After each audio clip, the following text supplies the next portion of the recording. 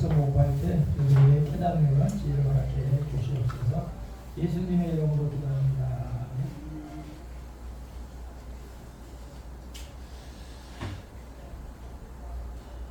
여기 우리가 모르는 찬양을 하면은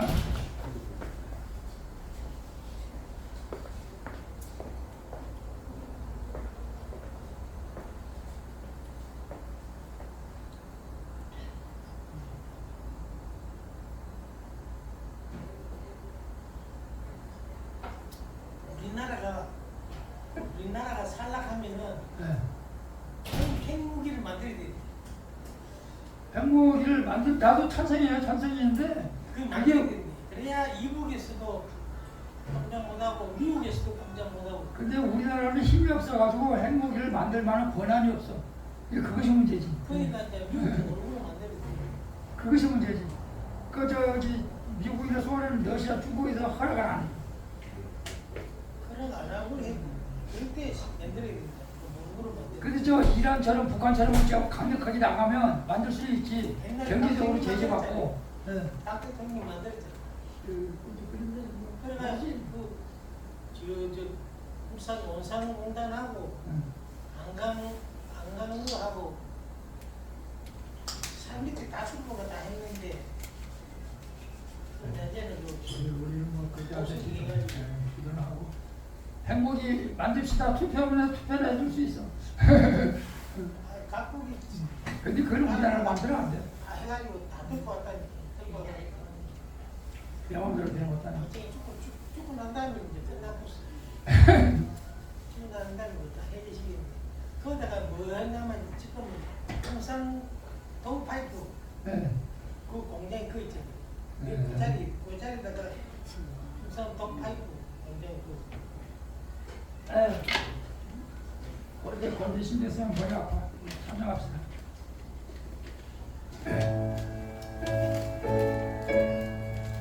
모르는 자랑 같아서 가수를 한 명 구해서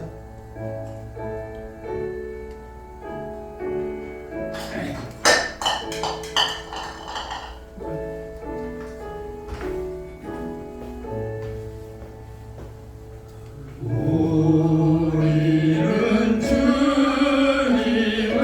늘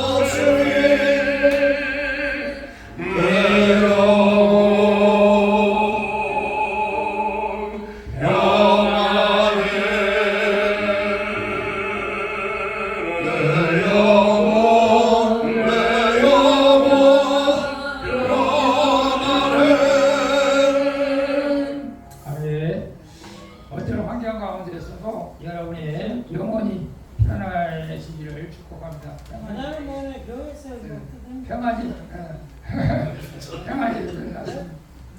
오늘은 생명사역 제9가 가장 낮은 자리에서 가장 높은 자리. 괜찮아. 보시면 우리가 나이가 들어가면은 우리가 이렇게 변화가 될 수도 있어요. 근데 될 수도 있는데 이렇게 참 지적으로 알아서 그것 때문에 변화되기는 굉장히 어려운 것 같은 생각이 들어요. 그래도 우리가 그 말씀을 배울 때마다 성령님이 행하시면 성령님이 이끌어가실 때는 변화가 일어나 인간의 지식으로 변화가 일어나지 않지만 성령께서 이끄시면 변화가 일어나게 될 줄로 믿습니다. 오늘 제9가 가장 낮은 자리에서 가장 높은 자리로 우리가 제9가 배우는데 우리 먼저 암송 구절 같이 한번 읽겠습니다. 믿음의 주요 또 온전케 하시는 이 예수를 바라보자. 저는 그 앞에 있는 즐거움을 위하여 십자가를 참사 부끄러움을 도대체 아니하시더니 하나님의 영혼에 안기셨느니라. 이 말씀이 적용되죠. 가장 낮은 곳에서 가장 높은 곳으로 십자가를 참사 부끄러움에 개의치 아니하셨다. 여러분 우리 십자가는 여러 가지 의미로 상징돼요. 사실 고난을 말할 수도 있고 희생을 말할 수도 있고 근데 수치를 의미할 수도 있죠. 사실은 그러면서도 개의치 아니하였더니 이런 고난 가운데서 이겼더니 하나님 보좌 우편에 앉으셨다. 그런 의미에서 우리도 가장 낮은 자리에 있을 때 가장 높은 자리에 앉을 수 이게 역설적인 거죠. 역설적인 거. 그래서 예수님이 말했잖아요. 높고자 하는 자는 낮아질 것이고 낮고자 하는 자는 높아질 것이라고 우리 여러분 출애굽기 읽으면서 그 고라자손이 나오잖아요. 고라자손이 이제 성전에서 성전 하나님의 일을 하는데 왜 모세만 하나님한테 직접으로 통하고 우리는 할 수 없느냐? 우리도 하나님하고 통화하겠다. 모세가 나쁘다. 그래서 대적을 하잖아. 대적을. 그러니까 모세가 분수가 지나치다. 분수가 지나치다. 너의 행동이 악하다. 좋다. 그러면 가자. 하나님 앞에 가자. 너의 불을 켜고 우리 불을 켜서 하나님 앞에 나가잖아요. 하나님 이 고라자손이 이러는데 하나님 어떻습니까? 고라자손 다 죽이잖아요. 우리가 너무 지나치게 분수를 부리면 우리가 하나님 앞에서도 사람 앞에서도 부끄러움을 당한다. 그러나 내가 먼저 낮아지고 내가 먼저 낮아질 때 하나님께서 우리를 높은 자리에 앉히게 하신다. 그래서 예수님의 본을 보이신 거죠. 사실은. 자, 그래서 알쏭달쏭 우리 신학 용어 다 아시는 내용이지만 부활이 뭐냐? 부활. 같이 읽어봅니다. 부활은 죽은 자가 다시 생명을 얻어 다시 살아나는 것을 말한다. 기독교는 부활의 종교이다. 그리스도의 부활 사건은 기독교 신앙의 근간을 이룬다. 예수님의 부활은 역사적으로 또 육체적으로 실제로 일어난 사건이고 부인할 수 없는 사실이다.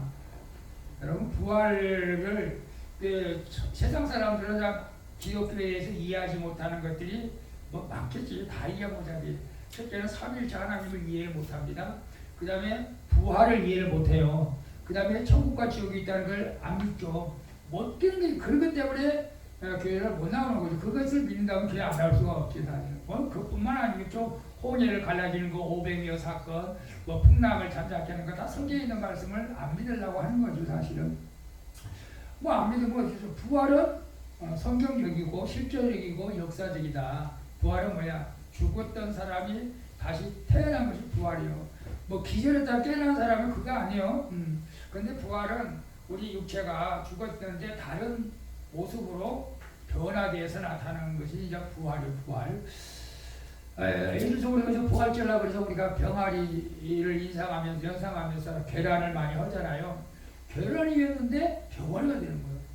액체에서 액체인가? 병아리가 아니 계란이 액체죠.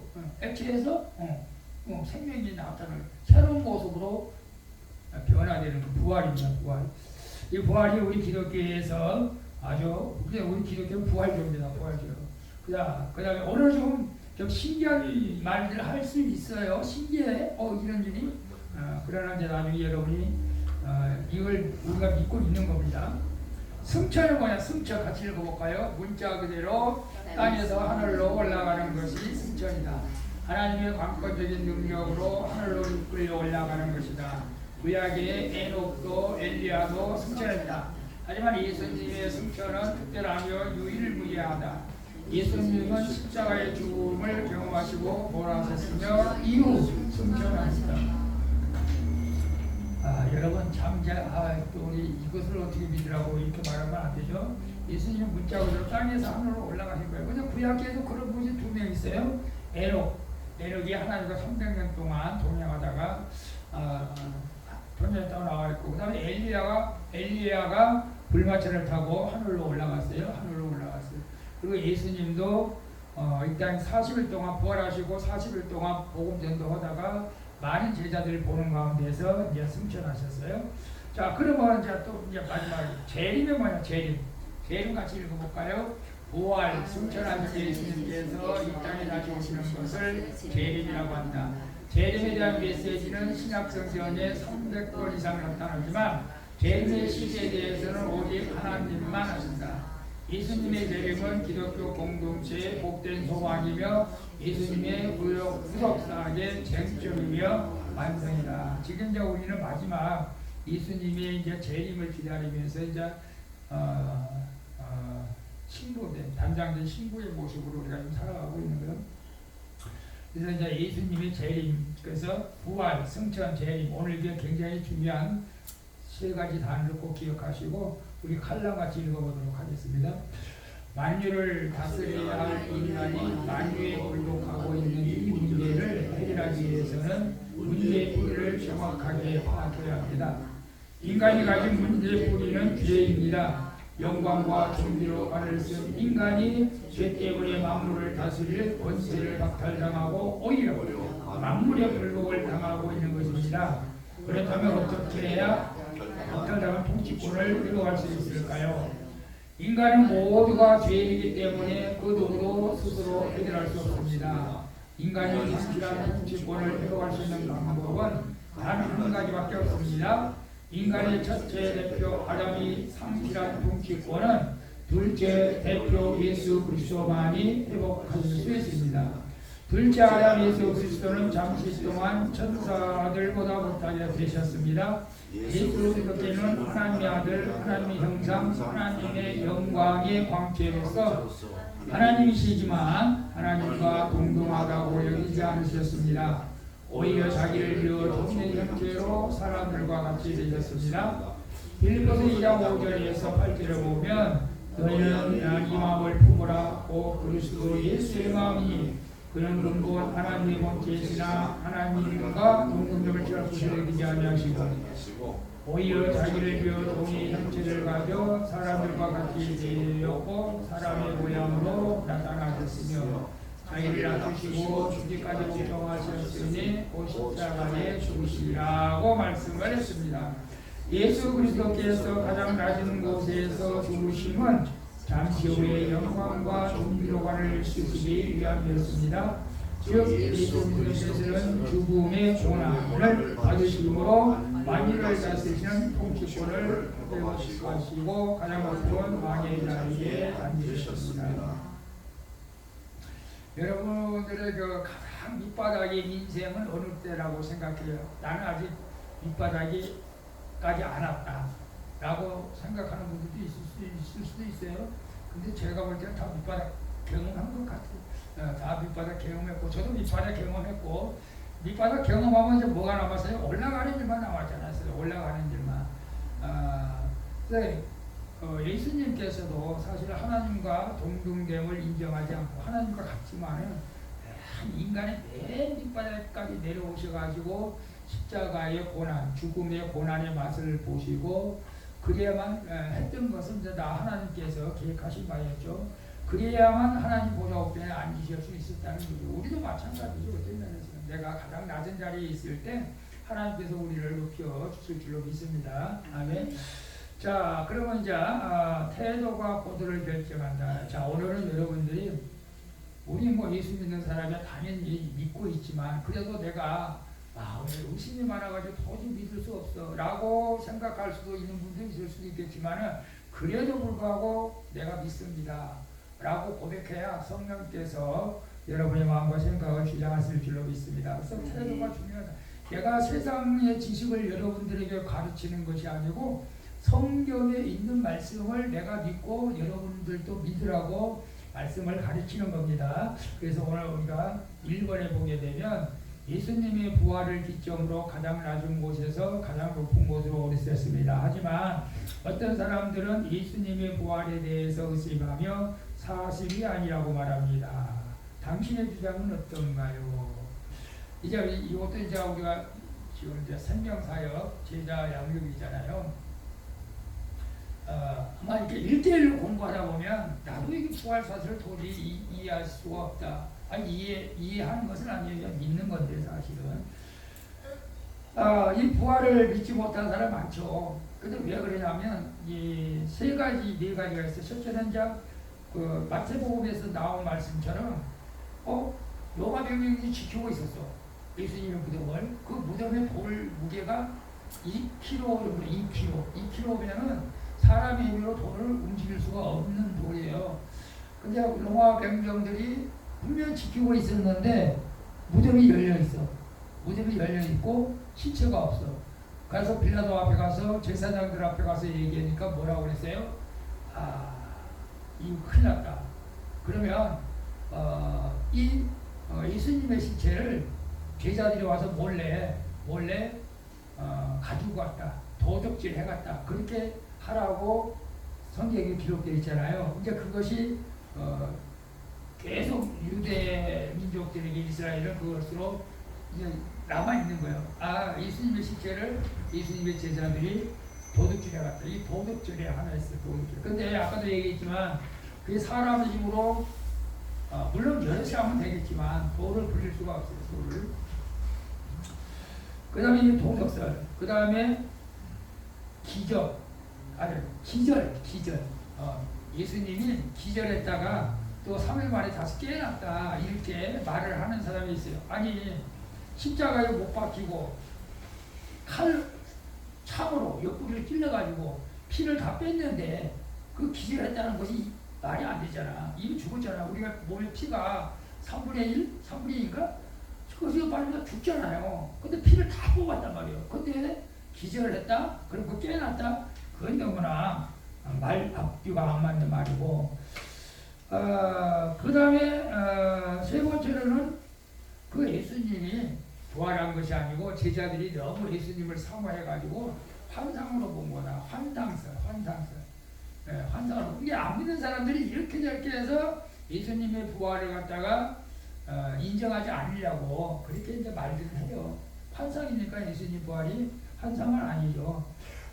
그래서 예수님의 부활은 성경대로 그리고 시편에 기록한 대로 시편의 16장 10절 부활하신 예언대로 시편의 예언대로 부활하시고 또 목격자도 많이 있었잖아요. 목격자들도 많이 있었고 성경에 목격자들 많이 있어 500명 이상이 또 봤다고 그랬잖아요. 그래서 우리가 이 부활은 역사적으로 실제적으로 의심할 수 없는 사건이다 라는 것을 우리가 알아야 되고, 그러면 두 번째, 예수님이 자기를 낮추실 때 하나님은 오히려 예수님을 높이셨습니다. 이런 역설과도 같은 상황을 경험한 적이 있습니까? 아까 우리가 빌립보서 2장 5절 읽었잖아요. 2장 5절 보면 너희 안에 이 마음을 품어라 곧 그리스도 예수의 마음이니 그런 근본 하나님의 본체이시나 하나님과 동등됨을 취할 것을 여기지 아니하시고 오히려 자기를 비워 종의 형체를 가져 사람들과 같이 되었고 사람의 모양으로 나타났음에 자기를 낮추시고 죽기까지 복종하셨으니 그 십자가에 죽으십니다. 자, 그래서 예수님처럼 내가 낮춰질 때에 높아본 경험이 있었냐 이거죠. 있었을까요? 갑자기 생각하면 나도 별로 생각해. 근데 내가 높고자 할 때에 낮아지는 경험이 혹시 있었습니까? 양님이 지금 하고 있습니까? 야고보서에 보게 되면 너희가 청함을 받을 때에 높은 상석에 앉지 말고 밑에 가서 앉아있으라. 높은 상석에 앉아있다가 괜히 밀려 당신은 저 뒤에 가서 앉으요. 그러면 창피하지 않느냐. 차라리 저 뒤에 앉아있다가 귀하신 분오셨네 앞에 와서 상석에 앉으십시오. 그럴 때 높음을 받지 않느냐. 그런 말씀도 있어요. 우리가 낮아질 때 예수님이 그랬잖아요. 사실은 낮고자 하는 자는 높아질 것이고 높고자 하는 낮아질 것이다. 이게 역설적인 것 같지만 모순된 것 같지만 역설적이죠. 모순된 것은 아니에요. 역설이라고 하는 것은 모순하고 좀 다른 부분이지만은 역설은 내가 거꾸로 말하는 것이 진짜가 그게 옳다는 것이 사실은 역설적으로. 모순은 창과 방패라는 뜻으로 행동이 앞뒤가 안 맞는 것을 모순이라고 하지만 역설은 그렇지 않아요. 역설은 좀 여러분 어떻게 말을 해야 되나요? 성육신하신 예수 십자가를 통해서 가장 높은 곳이 오르셨다. 가장 낮은 자가 가장 높은 곳이 오르셨다. 아니 어떻게 가장 낮은 자가 가장 높은 곳이 오를 수 있나? 이게 역설이라는 거예요. 결국 높은 자가 높은 곳에 있는 것이 아니고 가장 낮은 자가 높은 곳이 있는다. 그래서 마태복음 23장에 가요. 이거 아니고 누구든지 시편 이거 아닌데 나는 섬김을 받으러 온 것이 아니고 섬기러 왔다. 그래서 우리가 섬길 때 오히려 높임을 받는다 라는 것을 우리에게 말씀하고 있죠. 그래서 너희 중에 으뜸이 되고자 하는 자는 모든 사람이 종이 되어야 한다. 인자가 온 것은 섬김을 받으려 하면 아니고 도리어 섬기러 왔다. 교회 안에서 이제 그러는 거예요. 그래서 사실은 첫째는 목사가 먼저 성도를 섬겨야 되고 장로가 또 권사님이 집사가. 성도일 때가 좋은 거예요. 성도일 때는 누가 안 섬겨도 내가 다 섬김을 받는 거지 사실은. 이제 초보자들은 초신자들은 다 섬김을 받아야 돼요. 그러니까 우리가 이 지에 올라가면 올라갈수록 우리가 섬김을 통해서 내가 높아지는 것을 우리가 경험을 해야 되겠죠. 제가 유튜브에 가끔 보는데 그때 초라한 할머니가 호텔 앞에 나타났어요. 근데 호텔 경비 무시하는 게 또 있고 어떤 알아보고 그 초라한 할머니 거지 같은 할머니가 누구였을까? 그 호텔 회장이었어요. 몰라본 사람은 무시하고 나가라고 무시하지. 이제 아는 사람은 이렇게 유튜브 그리고 올라와 있더라고 사실은. 여러분 내가 아무리 초라하게 보여도 하나님이 나를 알아주면 되잖아요. 내가 하나님. 그런 면에서 제가 저번에도 언니가 얘기했잖아. 박구영 목사님 참 그 초등학생 때부터 그 가정에서 성폭행을 당하고 아버지한테 그 오빠가 누가 쳤다 대단한 오빠한테 그래가지고 데리고 와서 교회 와서 자고 비키고 하는데 막 또 막 쫓아내고 막 엄청 막 부모가 난리를 지고 막 불신 날고 해가지고 그래서 어쨌거나 이기고 교회에서 그 학생을 갖다가 고등학생까지 잘 가지고 평안에 갔는데 또 그 고등학교까지 갔는데 그 오빠 배다른 오빠가 또 군대 갔다 와가지고 만나가지고 2, 3일 또 와서 일주일 동안에 어떻게 이렇게 성폭행하니 그렇게 아니 나는 막 병이 걸려가지고 나중에 집으로 오가도 못하고 이제 학교에서 이제 불려서 간 거예요. 근데 그 학생이 이렇게 말을 했대요. 누가 너를 이렇게 만들었냐? 누가 너를 이렇게 성폭행을 했냐? 근데 목사님 그랬대. 그래가지고 근데 신고를 안 했는지 모르겠지만 근데 박권 목사님이 너무 기가 막힌 거지. 그래서 내가 했다. 그래서 이제 병원에 가서 다 치료받고 이제 나와서 이제 교회 와서 이제 평안하게 해줬대. 그런데 그 학생이 그래서 왜 내가 목사님이 나를 이렇게 했다고 그러는데 왜 가만히 있었냐고 하면서 막 울더라는 거요. 야, 내가 너를 보살펴주지 못했으니까 내가 한 거랑 똑같지 않냐. 내가 욕 못해도 되잖아. 네가 잘하면 되지. 네가 이제 앞으로 세상하면 되면 되지. 그러면서 부득이하고 그러는데 이제 그 학생이 가서 결국 학교 가서 이렇게 자초지고 다 얘기했다는 거지. 목사님이 한 게 아니고 그 배달 오빠가 그랬다고. 그래서 누명을 벗겨가지고 더 많은 사람들이 이제 존귀하게 목사님을 존귀하게 쳐다봤다는 거지. 아 저런 목사님이 있었나 하면서 그가 그때부터 놀라는 일이 있었다고. 우리는 근데 참 말도 안 돼. 그런 막 오해를 하고 그러면 금방이라도 막 가서 막 경찰에 고발하고 막 이렇게 하잖아요, 사실. 그래서 그분은 참 성녀예요. 그래서 그분의 소리를 잘 쓰는데, 우리가 낮아질 때 높아지는 것이지, 우리가 높아지려고 해서 높아지는 건 절대 아니다. 예수 안에서는 절대. 세상적으로는, 방법으로는 뭐 그렇게 할 수도 있겠지만, 우리가 예수 안에서는 내가 항상 겸손해야 된다는 것을 우리에게 말씀해 주고 있는 것이죠. 자, 내가 어디에다 말했어? 이거 했고. 그래서, 히브리서 9장 5절 우리가 천사보다 잠깐 동안 못하려면 자기 곧 죽음의 고난을 받았음을 위하여 영광과 이거 했던 거요? 아니 3번 했구나.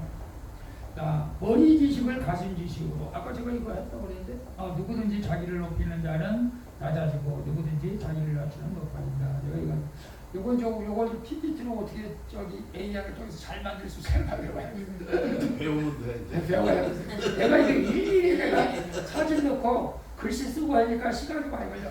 맞아 힘들어. 이제 머리 지식을 가슴 지식으로 하라고 하는 것은 내가 좀 느껴야 된다. 느껴야 돼. 머리 지식으로 가지고 도움받는 건 아니에요. 지식으로 볼까요? 하나님 나라 믿음으로 가는데 이것은 이제 우리 가슴속에 정말 좀 느껴야 된다. 예수님의 부활은 십자가의 죽으심 없이는 존재할 수 없죠. 그렇죠? 부활은 내가 죽어야 돼요. 내가 죽어야 부활이 돼요. 하지만 히브리서는 예수님께서 모든 죽음을 하여 죽음의 맛을 보셨다고 말씀하는데 이것이 무슨 뜻일까? 죽음의 맛. 히브리서 2장 9절 시편 봅니다. 같이 읽겠습니다. 오직 우리가 천사들과 잠깐 동안 못하게 하심은 이번 자도 죽음의 고난을 받으심을 인하여 영광과 존귀로 관세신 예수를 보니 이를 행하시면 하나님의 은혜로 말미암아 모든 사람을 위하여 죽음의 맛 보게 하십니다. 죽음의 맛 보고 싶어요. 죽음의 맛. 그리고 시편 22장 1절에 내 하나님이여 내 하나님이여 어찌하여 나를 버리셨나이까. 어찌 나를 멀리하여 돕지 아니하옵시며 내 신음하는 소리를 듣지 아니하시나이까. 내 하나님이여 내가 낮에도 부르짖고 밤에도 잠잠지 아니하오니 응답지 아니하시나이다. 나는 벌레요 사람이 아니라 사람의 해방거리요 백성의 조롱거리이다. 여기서 이제 두 가지 단어가 나오죠. 죽음의 맛을 볼 수 있는 자가 우리가 높은 자리에 올라갈 수 있다는 것이요. 사실 어떤 면에서 이제 죽음의 맛이라고 하는 것은 우리가 음식을 맛보았을 때 이제 오감으로 맛을 볼 수도 있고 그 맛보면 또 삼켜야 되잖아요. 그래서 여기서는 그러나 예수님이 여기서 죽음의 맛을 본다고 하는 것은 사실 어떤 입으로 맛만 보는 것이 아니고 실제적으로 죽으심을 말하고 있는 것이죠. 그래서 실제적으로 십자가에서 고난을 받으시고 죽으시고 저주의 맛을 보이고 저주의 맛이 이렇다는 것을 맛보셨다.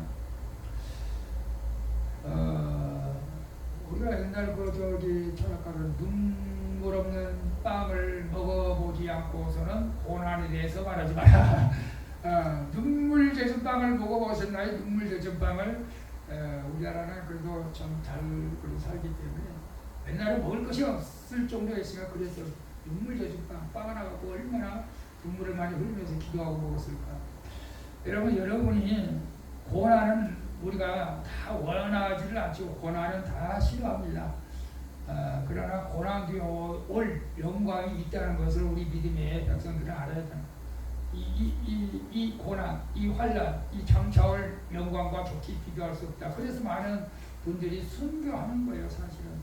순교하는 거예요. 우리 동기들 가운데 북한 선교하는 분이 있어요. 북한 선교자 그저께 만났는데 또 이제 3월 17일 날 또 중국으로 해서 이제 북한에 가서 거기서 두부 그리고 국수 이것을 이제 만들어서 백성들에게 이제 나눠준다는 거지 사실은. 그래서 내가 그래 우리가 좀 북한을 불쌍히 여기는 마음을 가져야 되는데 그 행복이 만들려고 그 돈을 갖다 주면 안 되지 않느냐. 그건 아니지. 우리는 정치하는 사람들이 돈을 갖다 주는 것이 아니고 서민들한테 국수 그리고 이제 두부를 만들어서 그러면서 이제 간간히 이제 복음을 전하는 거. 그건 환영하지. 그거야 환영하지.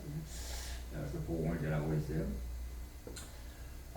그래서 우리가 죽음의 맛 이것은 믿음이 없이는 할 수가 없다. 그리고 우리가 죽음의 맛을 본다고 하는 것은 하나님 앞에 버림을 당하는 그런 아픔이 느껴야 된다.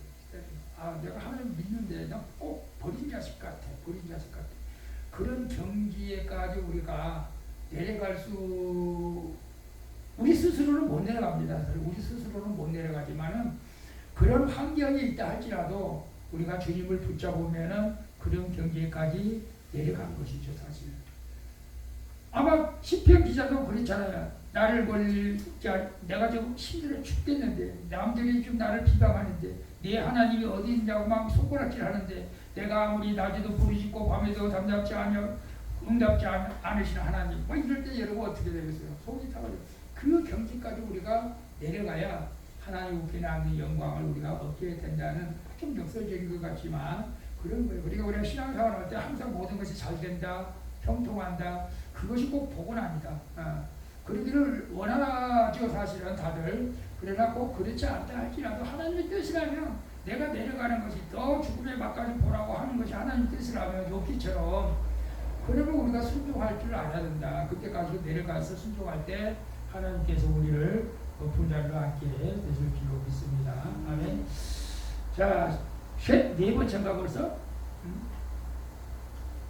네 번째? 세 번째인데?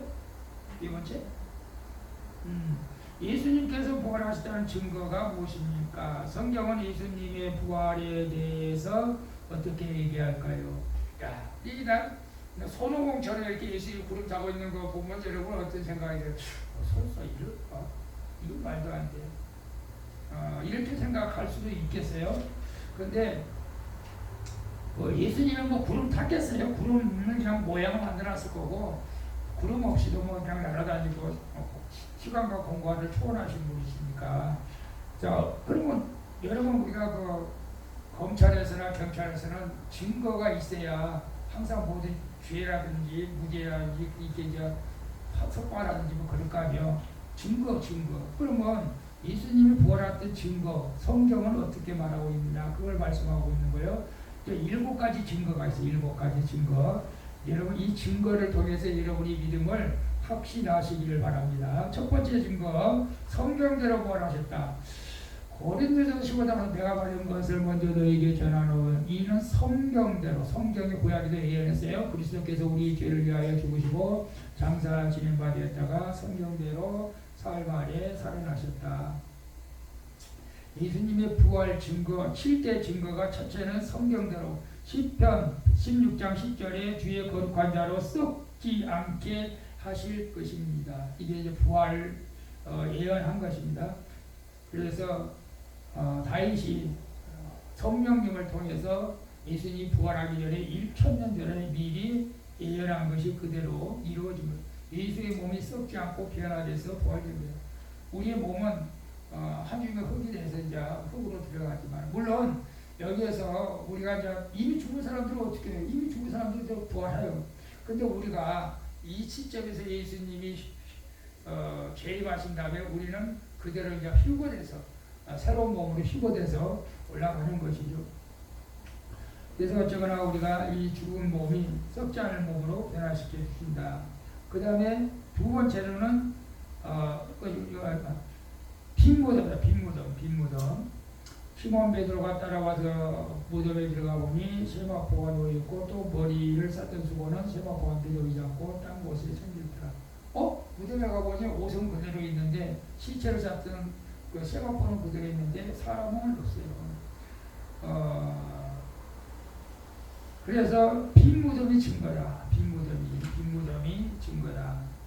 그래서 예수님께서 부활하셨기 때문에 그 안에는 시체가 없다. 그 다음에 이제 중요한 건 다양한 목격자들이죠. 다양한 목격자. 고린도서 15장 5절 게바 누구예요? 베드로에게 보이시고 후에 12제자에게와 그 후에 500여 형제에게 일시에 보이셨나니 그 중에 지금까지 태반이나 살아있고 어떤 이는 잠들었으며 라고 말씀하고 있어요. 이게 많은 사람들이 예수님 부활한 걸 실제로 봤다는 거죠. 우리는 못 봤으니까 정말로 봤던 사람이 이렇게 실제로 기록해 놓았기 때문에, 여러분 우리가 이순신 장군을 보아서 우리가 믿나요? 안 봤잖아요. 이순신 장군이 있었어요. 임진왜란을 이기고. 나 역사적으로 알고 있잖아. 이미 아는 사람들이 기록을 써놔서 명량해전에서 승리했다. 그래 우리는 그냥 알고 믿는 거잖아. 예수님도 부활한 것을 많은 사람이 그때 보고 기록하는 거 똑같은 거예요. 세종대왕이 우리 한글을 만들었잖아요. 뭐 세종대왕이 만든 거지 세종대왕 밑에 있는 학자들이 만드는지 몰라. 세종대왕이 만들었다니까 세종대왕이 우리가 이렇게 한글을 잘 쓰고 있잖아요. 이런 증거들이 우리에게 말씀해 주고 있는 것을 보고, 그 다음에 네 번째로는 특별한 목격자가 있었어. 고린도전서 15장 7절 그 후에 야고보에게 보이셨으며 그 후에 모든 사도에게와 맨 나중에 만삭하지 못한 이 남자가 4개. 이 4개라고 하는 사람 누구예요? 사도 바울. 그래서 사도 바울은 예수님께서 살아계실 때는 못 봤죠. 예수님을 오래 핍박했으니까. 근데 부활하신 예수님을 보신 거예요. 부활하신 예수님. 그래서 사도라고 이렇게 말합니다. 그래서 야고보는 그 예수님 동생, 친동생이 야고보예요. 예수님 친동생이 야고보. 근데 야고보가 보니까 형이 미쳤어.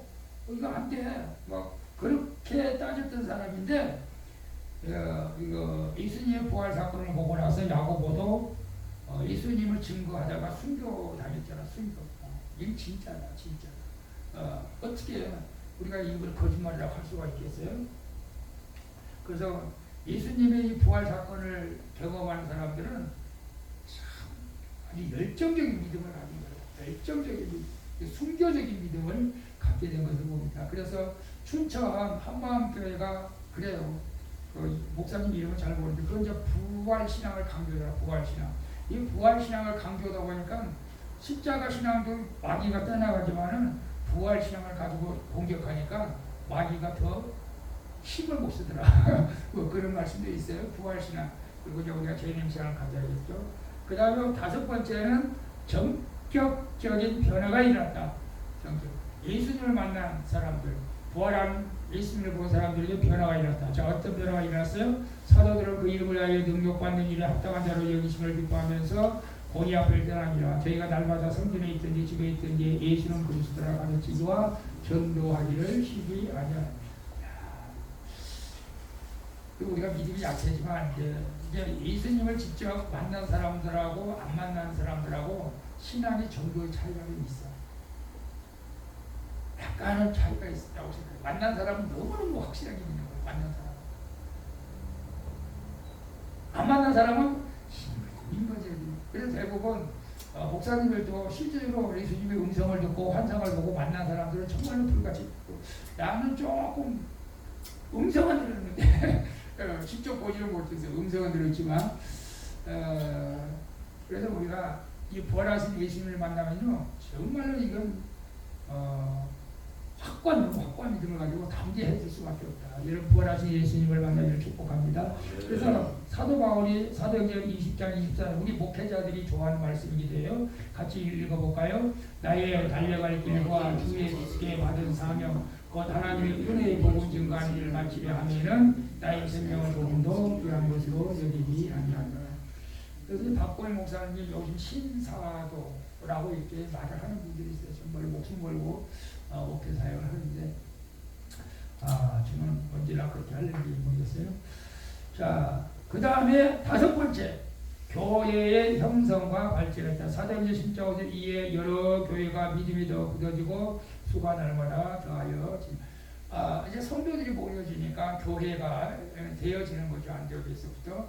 그래서 성도들이 이제 모임 자체가 에클레시아 교회 공동체가 된 거죠. 그래서 날마다 교회 수가 부활하신 예수님을 만난 후부터는 달라지는 거예요. 우리 주님, 우리 저를 뜻해서 우리 수호방교 성도들 다 부활하신 예수님을 만나게 해 주시옵소서. 이제 순교를 하는 거예요. 순교. 예수님 부활하신 확실하게 너무너무 확실하니까 순교까지 하는 거예요. 자, 마지막 일곱 번째가 뭘까요? 뭐 같아요? 내게도 살아계심을 증거해야 된다. 갈라디아서 2장 10절에 같이 읽어볼까요? 내가 그리스도와 함께 십자가에 못 박혔나니 그런 적이 이제는 내가 산 것이 아니요 오직 내 안에 그리스도께서 사신 것이라. 이제 내가 육체 가운데 사는 것은 나를 사랑하사 나를 위하여 자기 몸을 버리신 하나님의 아들을 믿는 믿음 안에서 하는 것이다. 그렇습니다. 예수님의 부활을 직접 경험한 자들은 이와 같은 확고한 믿음을 가지고 살아가는데, 우리 모두 예수님의 그 부활하신 그 경험, 주님을 만나는 가장 좋고, 그리고 우리가 정말 예수님이 나와 함께 하시는 확고한 믿음을, 부활하신 예수님 여러분과 함께 하시는 확고한 믿음을 가질 수 있기를 바라고요. 다섯 번째 봅니다. 예수님은 부활하시고 난 뒤 여러 제자들이 보이셨고 이후 승천하셨습니다. 예수님이 이 승천하신 목적, 이유가 무엇일까요? 부활하시고 승천하셨어. 이유와 목적이 뭐예요? 요한복음 14장에 봅니다. 내 아버지 집에 거할 곳이 많도다. 그렇지 않으면 너희에게 일렀으리라.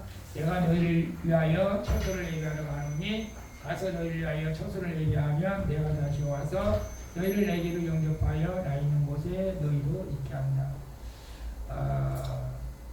여러분 천국은 실제적으로 장소를 말하고 있어요. 장소를 나타내는 거예요. 물론 예수님이 천국이 여기 있다 저기 있다 너희 마음속에 있다 이것도 맞는 말씀이지만 실제적으로 장소가 있음을 말씀하고 있어요. 그래서 예수님이 승천하신 목적은 분명하게 우리의 처소를 예비해 주러 천국으로 다시 올라가셨다. 그리고 이제 하나님 우편 보좌에 앉아서 만물을 통치하고 계시고 있는 걸 보시죠. 자, 여섯 번째 보게 되면 예수님은 승천하신 뒤 하나님 우편에 있는 보좌에 앉으셨습니다. 예수님께서 보좌에 앉으셨다는 것은 무엇을 의미할까요? 만물을 통치하고 다스리기 위해서 보좌에 앉으셨다. 히브리서 1장 3절에 보게 되면 이는 하나님의 영광의 광채시요 그 본체의 형상이시라 그의 능력의 말씀으로 만물을 붙드시며 죄를 경건케 하는 일을 하시고 높은 곳에 계신 위엄의 우편에 앉으셨느니라.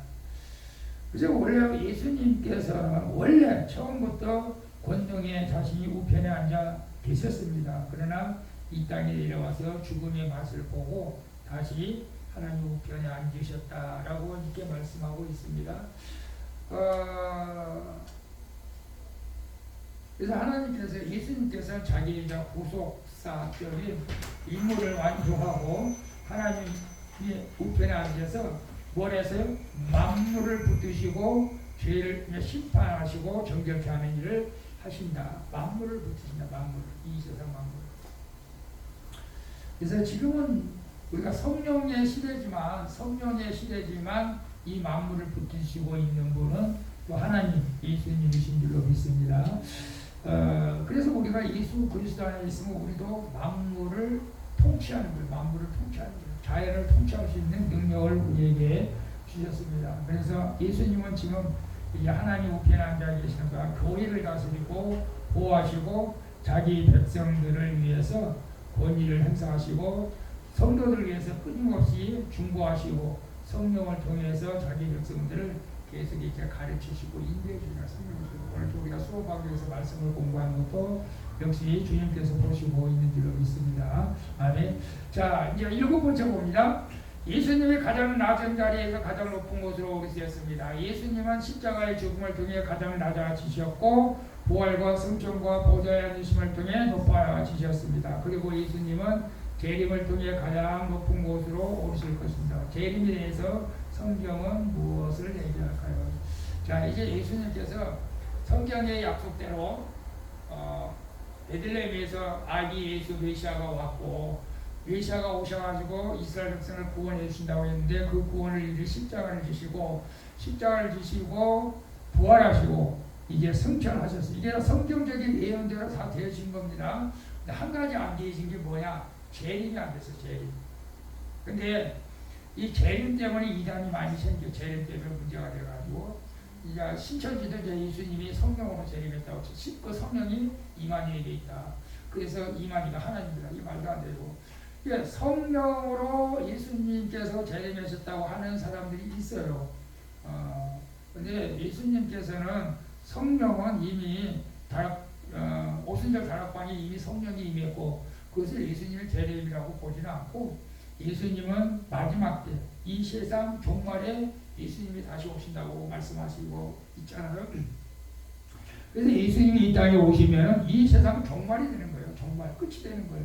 아직 그때는 안 왔어요. 근데 언제 올는지는 나중에 몰라. 하나님 알아신다고 했어요. 자 보세요. 예수님이 분명히 우리에게 말씀했어요. 사도행전 1장에서 가로되 갈릴리 사람들아 어찌하여 서서 하늘을 쳐다보느냐. 너희 가운데 하늘로 올리시는 이 예수는 하늘로 가심을 본 그대로 오시리라 하였습니다. 그래서 예수님이 올라가 승천하신 대로 그대로 재림한다고 하기 때문에 사람들의 눈에 보이고 온다는 거예요. 부활하신 예수님의 형체로 오신다는 것입니다. 그래서 우리가 그 예수님을 이제 재림, 마지막 재림 예수를 우리가 지금 기다리고 있는데 육신적인 생각은 그래요. 육신적인 생각은 우리가 이제 60년, 70년, 80년 이제 살아가지고 이제 우리는 하나님 나라 갈 때가 됐으니까 뭐 지금 모습도 괜찮아요. 나는 이렇게 말할 수가 있지만 지금 한참 이제 결혼해가지고 꿈을 꾸고 이제 뭔가 좀 희망을 가지고 살아가는데 예수님 재림하려면 나는 어떻게 해요?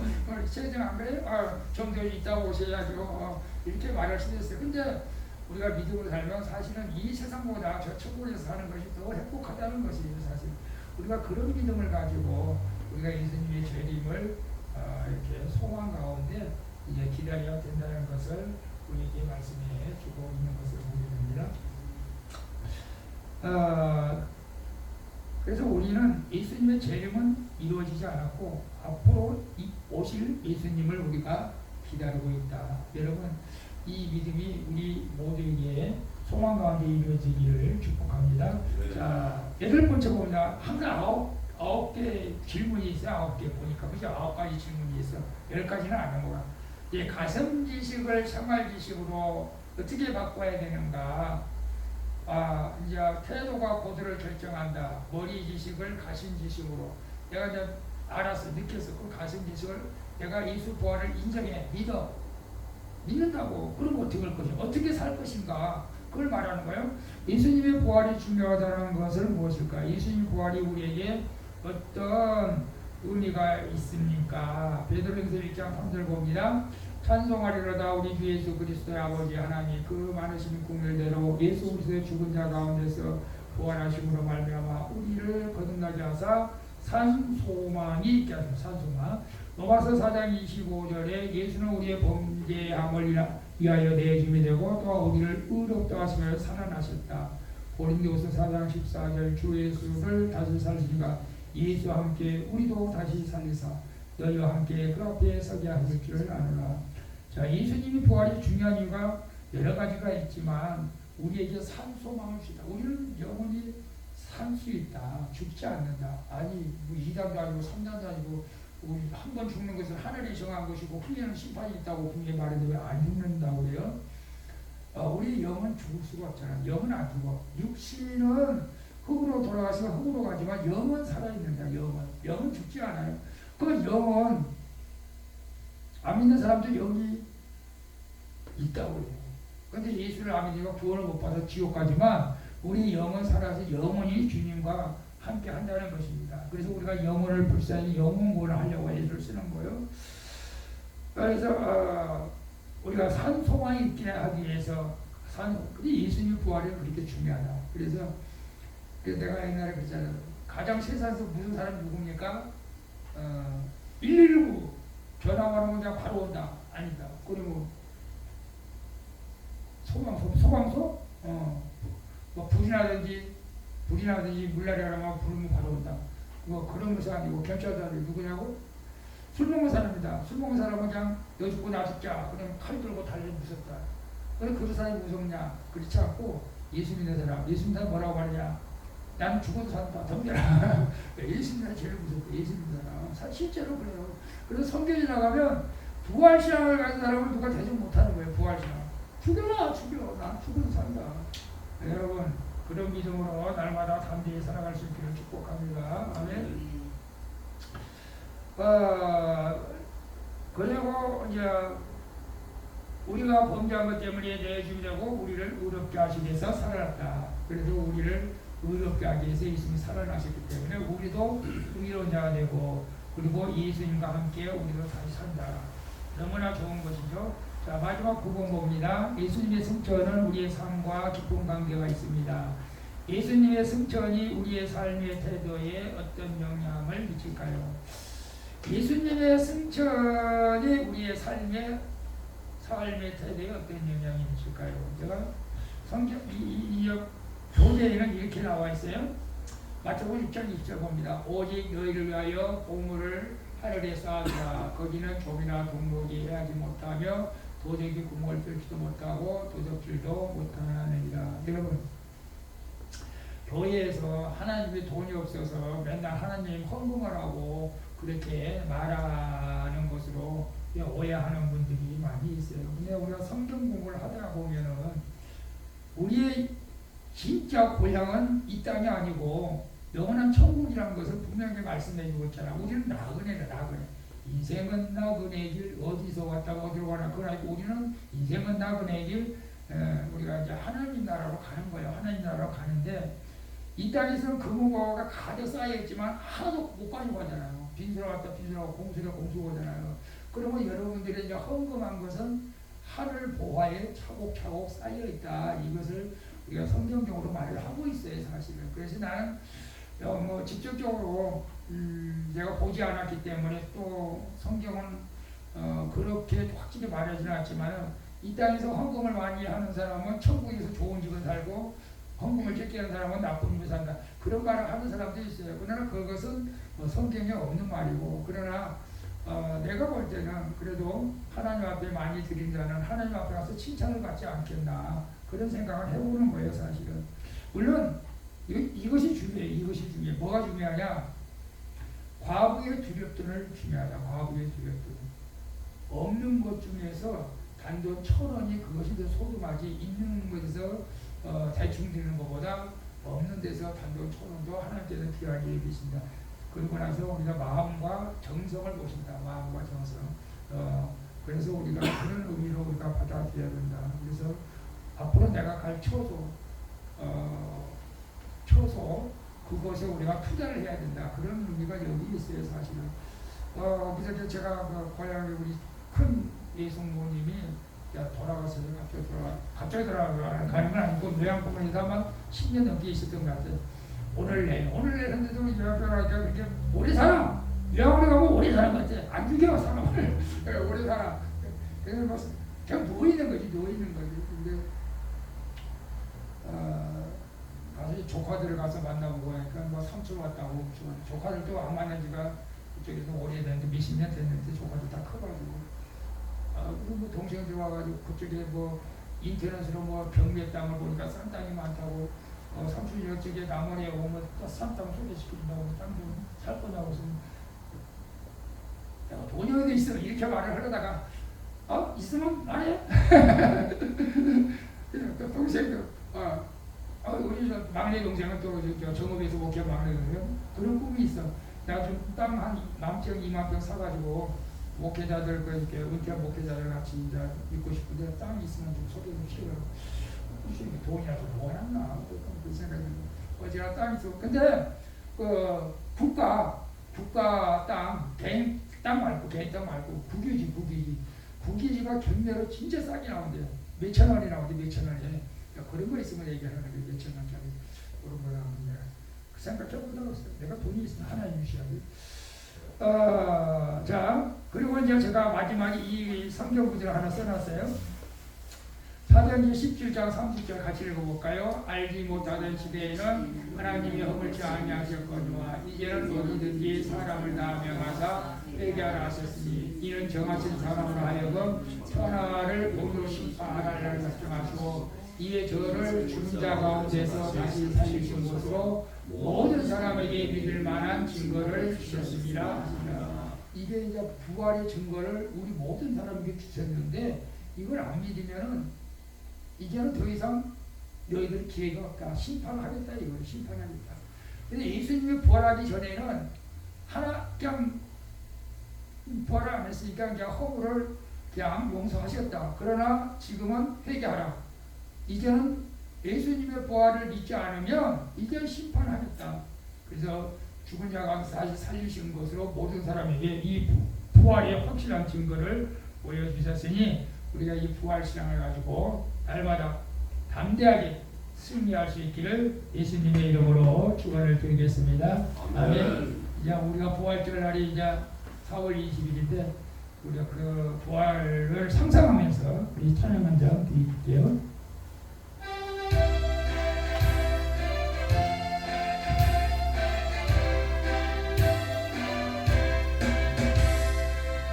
무덤에 머물러 예수의 구주 새벽길 하였네 예수의 주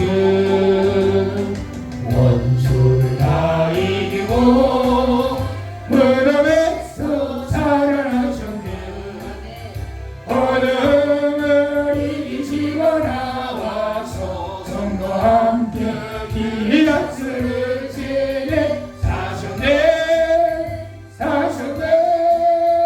예수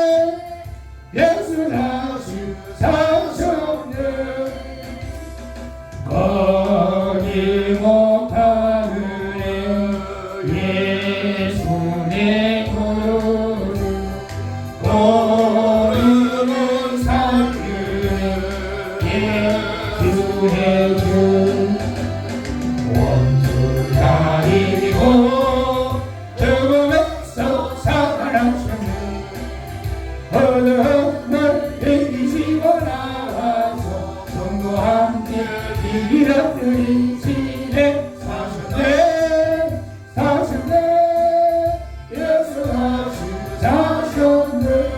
우리 살아계신 한 명을 더 하겠습니다. 예수님은 살아나셨습니다. 우리의 삶 속에 함께 하십니다.